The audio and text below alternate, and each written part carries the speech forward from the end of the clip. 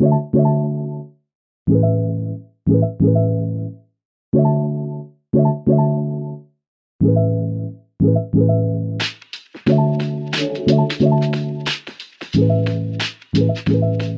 evening at Pardee Farm, and we are going to harvest tomatoes.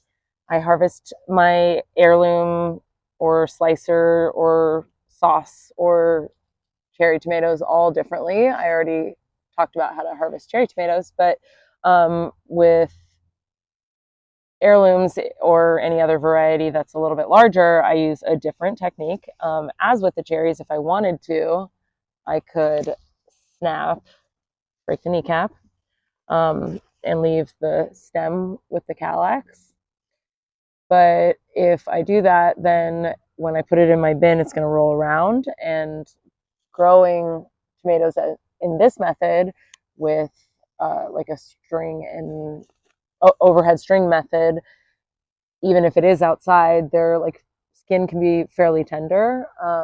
They don't like lay on the ground and develop a tougher skin or callus. So I want to treat them really carefully, so I like to trim the stem but leave the calyx because it's cute and because they will last longer if you do that.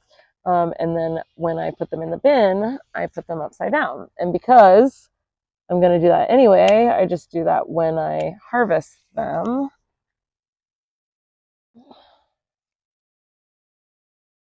And snip it real close, and it's okay to leave some there. And if you can see in the bin, they're all upside down.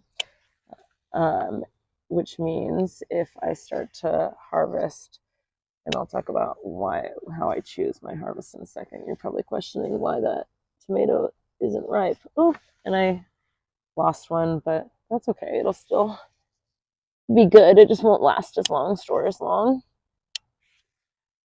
So as I put these in here, I can double stack them. I call it butt to butt, and that's the best way I know to explain it.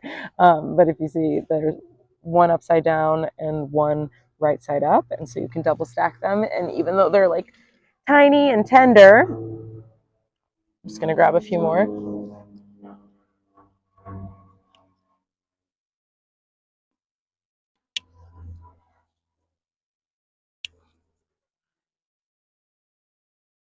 Even though they're tiny and tender, they won't get damaged as long as there's nothing spiky poking out of them.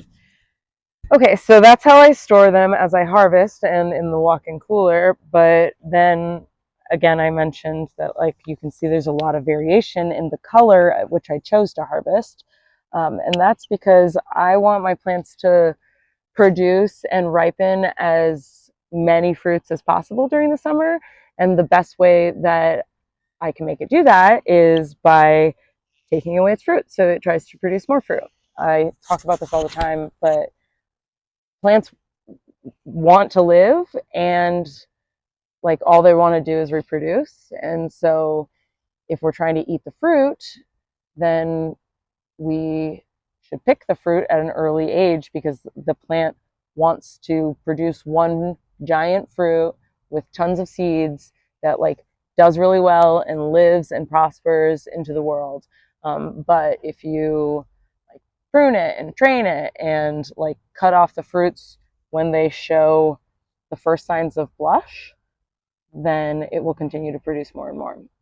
So I'll get fruits all the way up all throughout the summer. And that's how I choose. You can see that like the true color of this tomato is this vibrant orange, and this tomato, even though it's like yellow and a little bit green on the top, it has the same color orange on the bottom. This one as well. This one's starting to. So if I pick them at that stage, again, like they'll last a lot longer in the cooler or on your counter, and they will it'll encourage the plant to grow more fruit.